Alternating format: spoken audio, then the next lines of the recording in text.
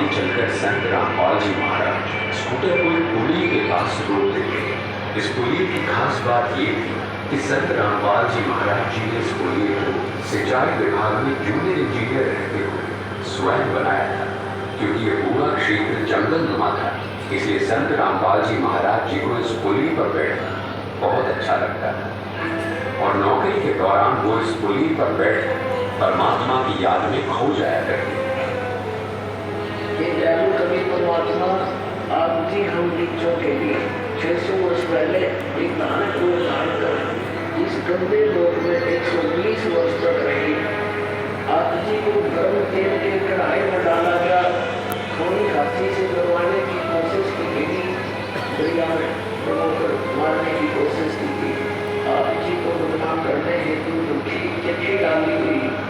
आपके साथ कितने जुर्म ढाए गए। ये दयालु कवि परमात्मा आपने क्या कुछ नहीं किया, अपनी सतलोक से निचली आत्मा को अपने शरण में लेने के लिए इस तत्व ज्ञान को सब जीवों तक पहुंचाने के लिए।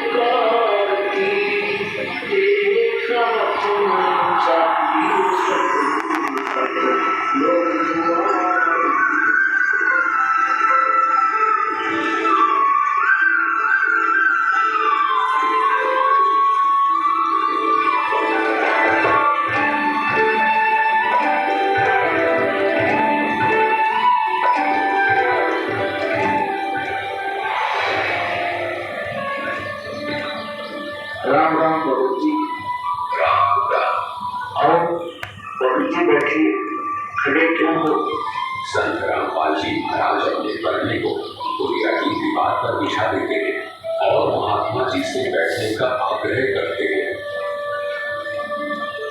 कहाँ से आए हो बेटा, क्या करते हो?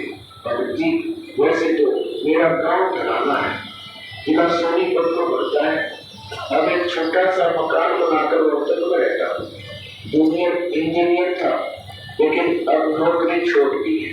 बेटा, मेरे घराना और रोहतक वाले घर के बारे में तो मैं अच्छी तरह से जानता हूँ और ये भी जानता हूँ कि मेरे 2 पुत्र और 2 पुत्री हैं। मैं तो यह पूछ रहा था कि इस जन्म से पहले तेरा घर कहाँ था? अरे, एक महात्मा जी को मेरे बारे में इतना कैसे पता है? महात्मा जी जन्म से पहले हम सतलोक में थे, वही हमारा घर था। लगता है कि पंडित जी राधा स्वामी पंथ के अनुयायी, इनको सत्य का ज्ञान कराना चाहिए।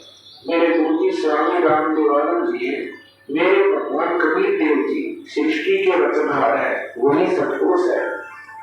कुछ पंथ वाले सतलोक के विषय में तो बताते हैं, लेकिन वे सतपुरुष को निराकार बताते हैं, जो कि बिल्कुल झूठ है।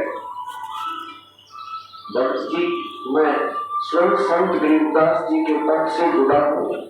संत गरीबदास जी गांव छुड़ानी जिला झज्जर वाले और उनको 10 वर्ष की उम्र में कबीर परमात्मा जी जिनका महात्मा के रूप में मिले थे।